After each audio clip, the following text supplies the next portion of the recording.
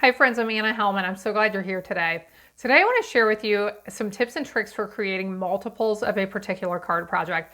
We are going to create 6 of the same card, and as we go through, I'm going to share tips for saving time on die cutting, embossing, stamping, and all kinds of other things. I hope you'll watch along. Let's get started. We're going to start by doing a little bit of die cutting. Now, one way I save time with die cutting is to layer 2 pieces of cardstock on top of each other. In most cases, you can cut perfectly fine through 2 layers. Now the die I'm using has stitching accents around the edge, and I used to think that with that it would not work to do 2 layers at once, but it does. Those stitching accents will even go through to the second layer. Now I'm glad this just happened because I wanted to share this quick tip with you. When you cut any die that has a straight edge, sometimes that straight edge doesn't want to go into your machine all at once. You may have to crank really hard, especially with my second layer of cardstock.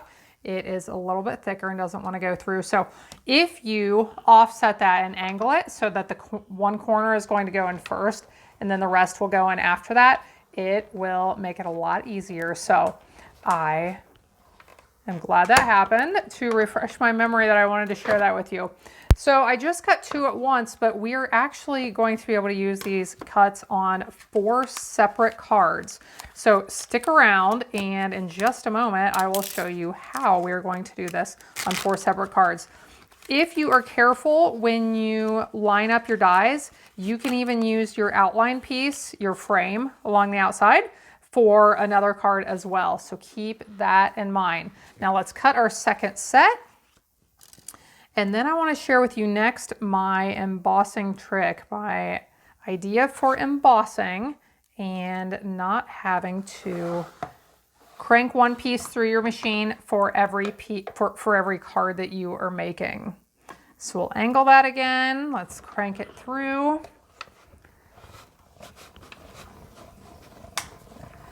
And while my machine is in here, I'll do my embossing, and then we're going to come back to these die cuts and see how to use them on twice as many cards as pieces that we actually cut. So inside of my embossing folder, I lined this up ahead of time. I actually have some strips of vellum. Now, if I was starting fresh and I didn't have some scraps in my collection I wanted to use up, I would have put a piece of 6x6 vellum into my embossing folder. I just happen to have a bunch of strips that are the same size I want to use on my cards, so I put them in individually. And I'll show that to you here. So I have 6 1-inch strips in here that are now embossed. Now, if you start with one piece that measures 6x6, or 5.5x6 would actually be the correct size to do 6 of these cards, then all you need to do after you pull it out is trim them into 1-inch strips that are 5.5 inches long. So this is a great way to get embossed accents on your cards, but not have to crank that embossing folder through your machine each and every time. So emboss one big piece, cut it down into several smaller pieces, and have those ready to go. So let's look at these die cuts again.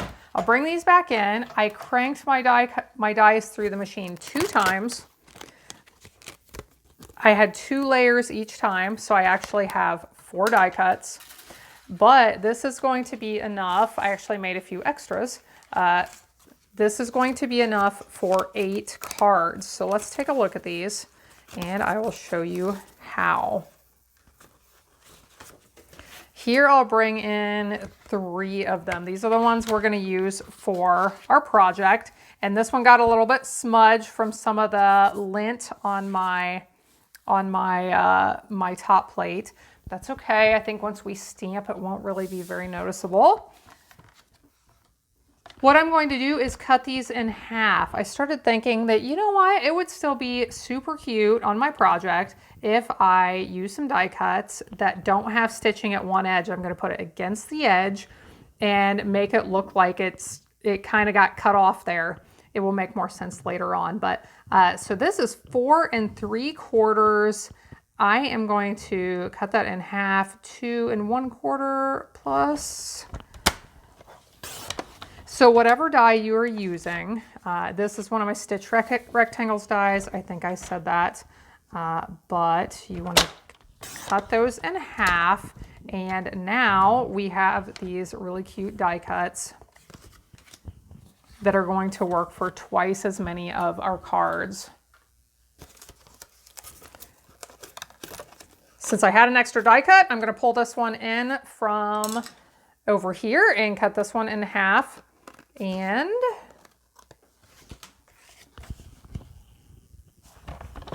next, I think we are going to start working on our stamping. So I want to share with you, if you follow along with what I do, you've probably seen my Stamparatus before. I absolutely love this tool. The stamp set I'm going to be using is called Sentimental Park. This is a really sweet new set that I got, and I thought it would be fun to make some simple cards that I wanted to make several of. Now, I'm not using the die set today, but it does have a die set that coordinates. So when I stamp these, I am going to line up that cut edge on the right side up here in the top of my Stamparatus. I do have my foam mat down here because I'm using the clear stamps. I need that extra thickness for it to stamp properly. Now I'm going to line up the stamps I'm using, say thinking of you. One of the things I really like about this set is all of the different greetings, all the different ways they can be paired. Baby, anniversary, graduation, birthday, all kinds of fun things. But I decided to make these to say thinking of you. And I want to stamp the words thinking of and this cute little flower all at the same time in the same color. Then I'm going to come back in, I'm going to use crumb cake, some tan basically. And then I'm going to come in and add with my other stamps, my 2-step stamps, I'm going to add color to the flowers. But I wanted these two to be able to stamp at the same time, but because of that extra little lip around the edge, they wouldn't fit together close enough. So what I did, I grabbed my snips. These are the best scissors ever. They'll get into tiny spaces and cut right down into those tight spaces you may have. And I am going to line these up right next to each other so I can stamp both of these at the same time and save myself a little bit of time with that. So I put this one on. Now to get this one on in the right spot, I am going to press it together tightly and stick that onto the plate.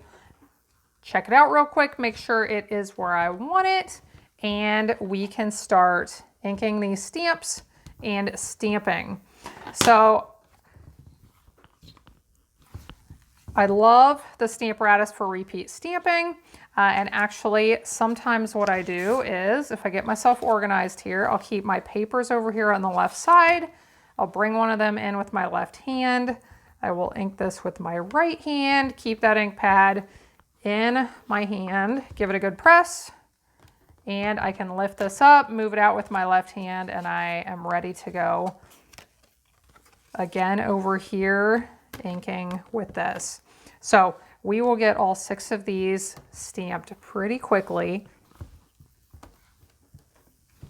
And then we're going to add some color to them. We want these to have a little bit of color. I don't know what it is about neutrals, browns in particular.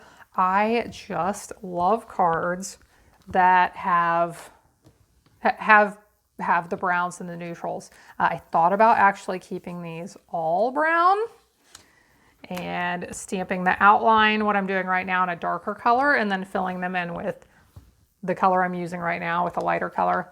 And this is the beauty of the Stamparatus.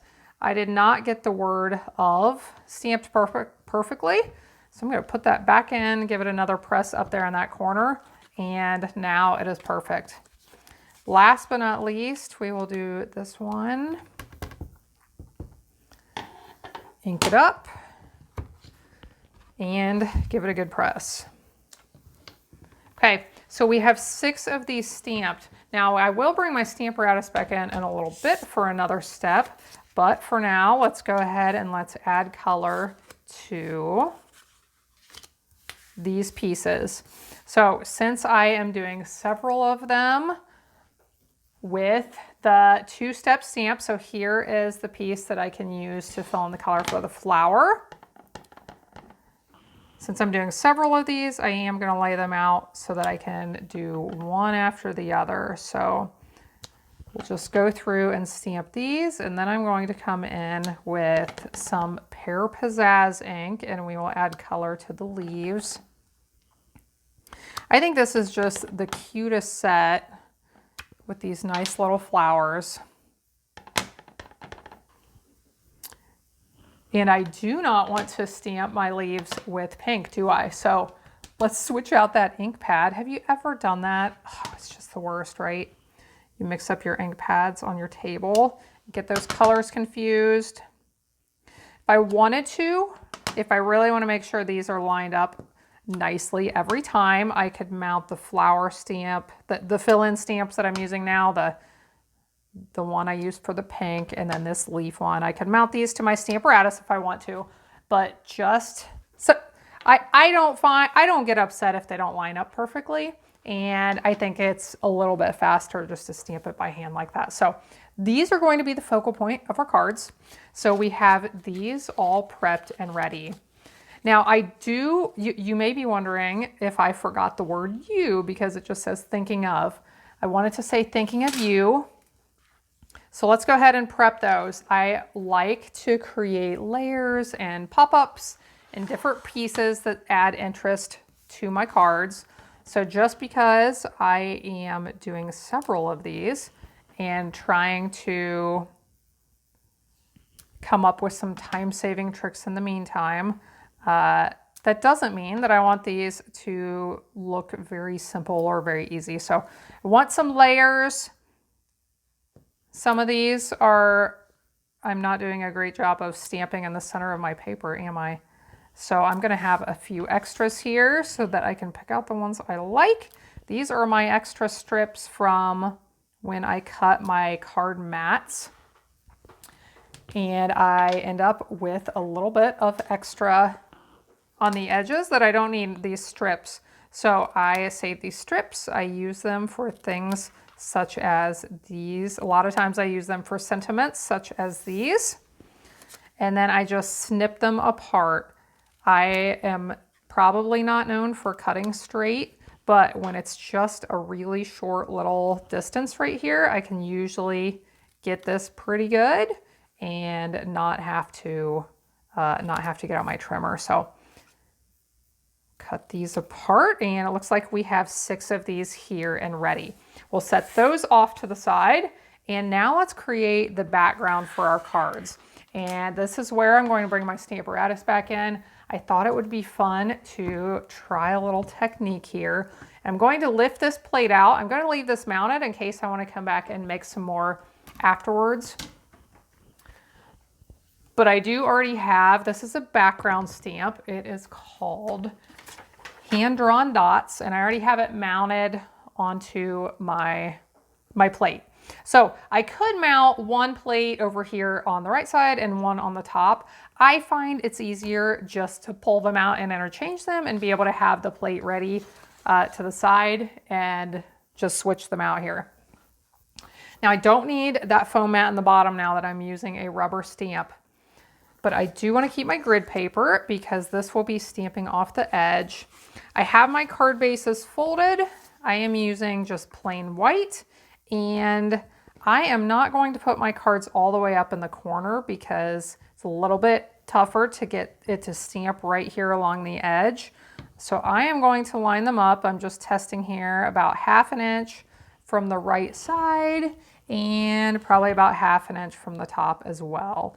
So that's where I will put it. Now here's the fun little technique we're going to try, and it is using a blending brush to put some ink on this pad. So here off camera here, I am inking up my blending brush, and then I'm going to come in and I want to get more of the color from this around the edges.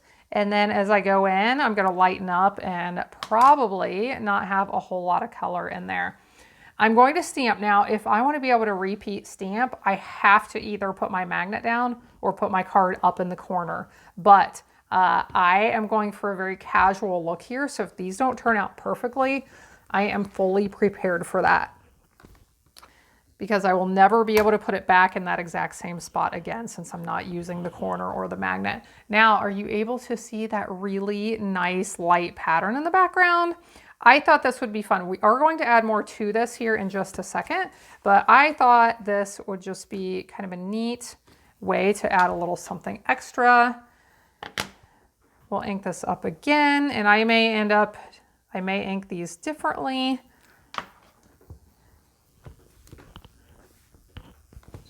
This time I didn't put quite as much ink there towards the center of the card, so I got a little bit darker at the edges and a little bit lighter in the center. And we will continue on until we get all 6 of these stamped. So after we do these backgrounds, the next thing I want to do is add a little bit of decoration to the corners of the background. When you have a simple card, something you can do to add something just a little bit extra is stamp something on the corners, and that is what we are going to do. So I've got 3 down, 3 more to go. Background stamps are really fun. There's so many things you can do with them. It's actually a video tutorial I've been wanting to do, is ideas for different ways to use background stamps. But this right here is one, is just to, you can add your ink and stamp directly,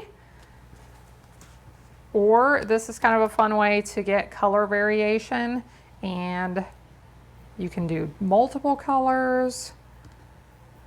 You can add color at the top and then not add any color at the bottom to get kind of an ombre effect or gradient. And here is our last one.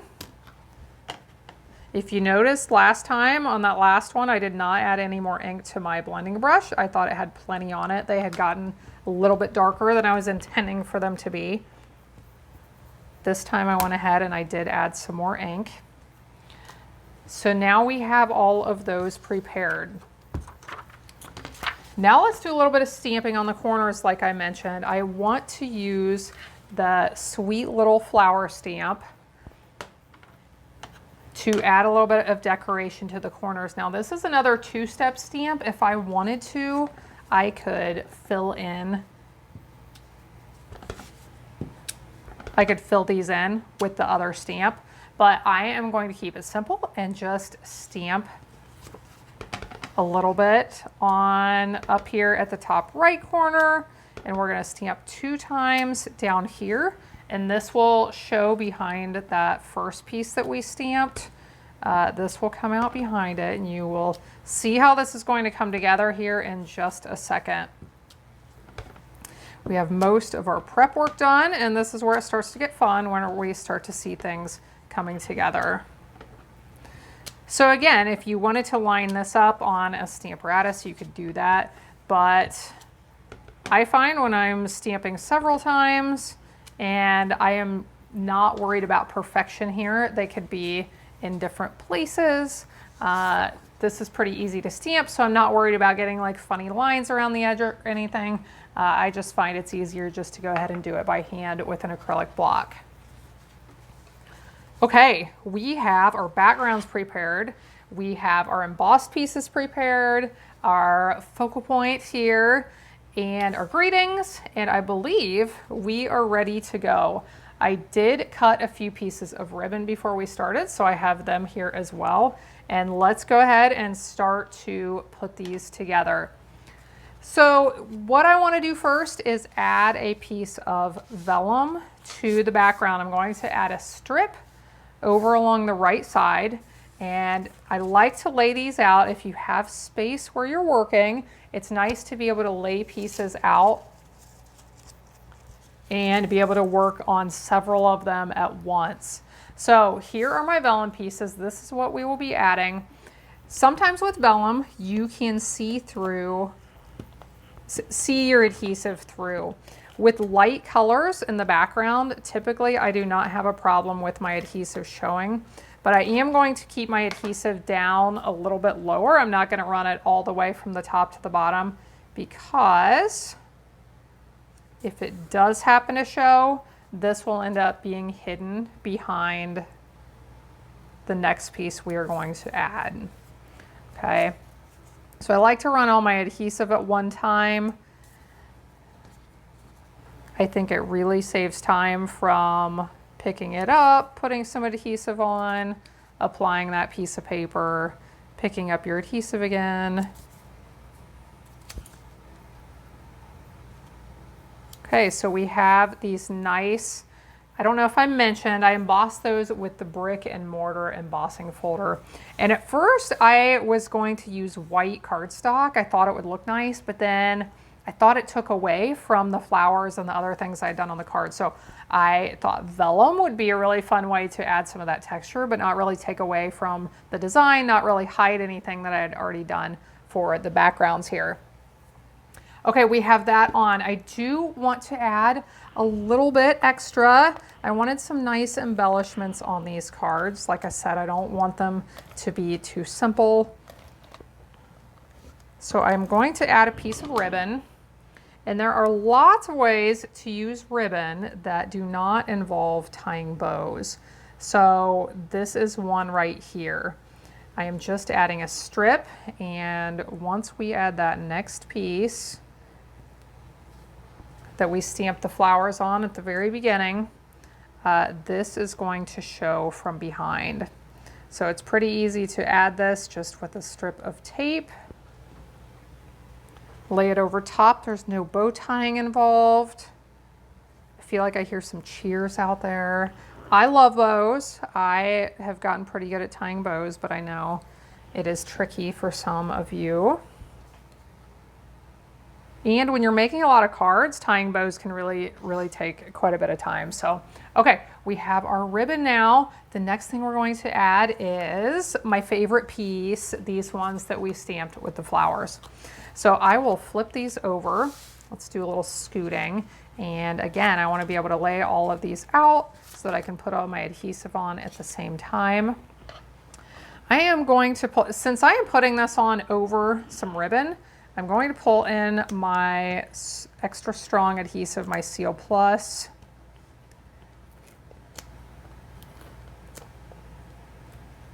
Typically I use my Seal, and I really like it. It works very well. But if I'm putting it on over something like this, that it's a funny texture of ribbon, and I want to make sure it stays stuck.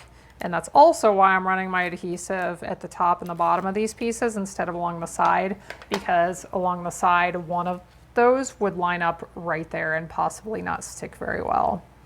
Now, here is where you can see I created this when I decided to cut these die cuts in half.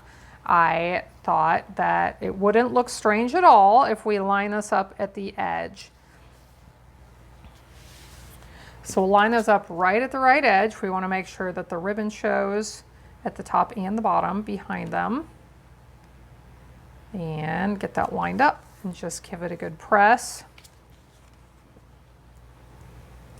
After we have these pieces on, we are going to pop up that extra piece, the greeting, the word you, and add one more little embellishment to finish them off. So I would love to know if you have tips for creating multiples of a project. Simply, I would love to hear some of those. I do hope to share more of these videos in the future because I know many of you appreciate them. Here's a fun little tip. I'm going to lay these greetings out upside down right here. I have my Take Your Pick tool, the piercing, oops, that is supposed to come out, but I must have twisted it. Okay, so I have the piercing end here, and I have my dimensionals. Now, these little pieces, you could probably get by with just doing one dimensional, one foam pop-up. I am going to do two just to be sure, but let me do this down here where you can see. What you can do is actually use the piercing tool and lift off. And I have to remind myself, when I lift this up, I can actually pull that paper backing off with my tool. So let me show you that here. I'll get myself situated and we'll get those removed. Okay, now let me show you what I'm talking about. So I can lift and pull my dimensional off, and then when I lift up here, if I am being careful, I can lift that paper backing off right then. And then sometimes I just kind of take it over to the side and use my third and fourth fingers to push that off. Or sometimes I just leave them right there and go ahead for the next one, and I can get several pieces of paper on there before I feel like I need to remove them before they're getting in the way. So I'll knock those off of there, and now let's do our last two. So after I'm done with this, I am all ready to put these on, and they will be almost finished. So I hope you've learned some things here that can help you when you're making multiples. These tips are fantastic when you're doing Christmas cards. If you like to do quite a few Christmas cards, especially if you are making the same design for several of them.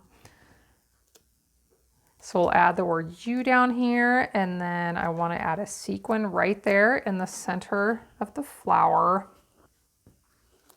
So we'll do that, and these will be pretty much done. So if you have seen any products in this video that you're interested in, I'll put links in the video description below. I'll also have links to to some more detailed information I have on my Stamparatus, my cut and emboss machine, the lines on my trimmer. I get questions about the lines on my trimmer a lot of times. My blending brushes, I talked about my scissors. They're like my favorite scissors ever. So I will have links there to tutorials where you can learn more about those things. So thanks so much for watching along. I hope you will subscribe if you're new here. And I also hope that you will be back again next time when I'll be here helping you to hand make with love.